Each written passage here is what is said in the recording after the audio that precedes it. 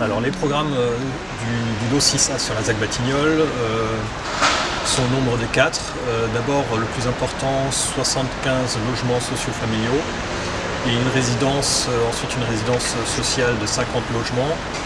Et ensuite, notre partie, 2 équipements, une école, un groupe scolaire et de 12 classes et une crèche de 66 berceaux.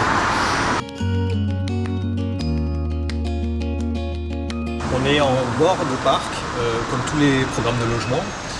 Et donc on a essayé de positionner le programme de manière à favoriser les vues vers le parc et à travers la parcelle.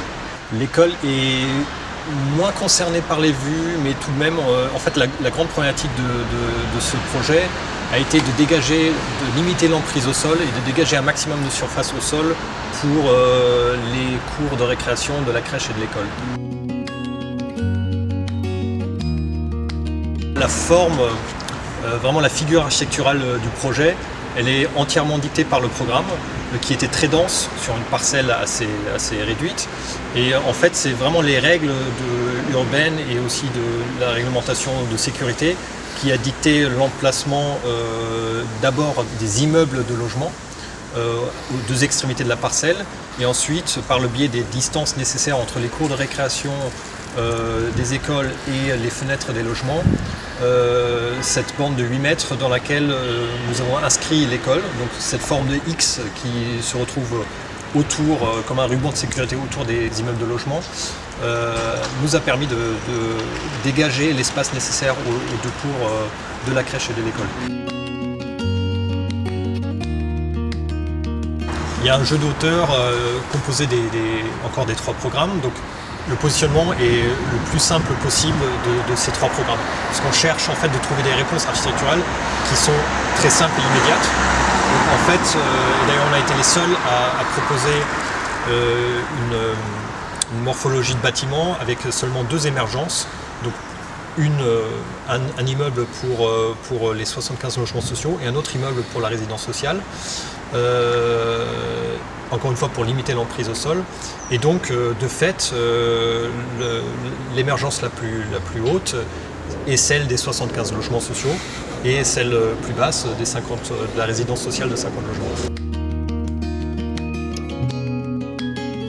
On a un traitement de matériaux différents pour les 2 programmes majeurs, donc pour différencier logement et équipement. D'une part pour encore souligner l'appartenance, enfin la reconnaissance, l'identité des 2 équipements. Et ensuite lié aussi aux techniques de construction, c'est-à-dire que le groupe scolaire est entièrement construit en bois, en structure bois. Et c'est ce qu'on a voulu traduire aussi en façade, puisqu'on tient une certaine franchise dans l'écriture architecturale, essayer de traduire la structure du bâtiment également en façade pour donner à voir la construction réelle.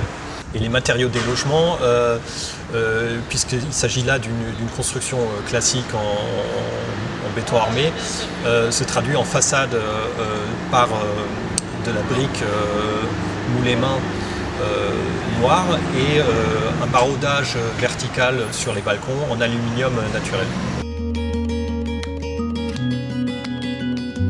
La 5e façade, la toiture des équipements, qui se situe au niveau R+2, est effectivement très importante parce qu'il y a des vues plongeantes des bâtiments alentours, de nos logements, mais aussi des autres cours alentours.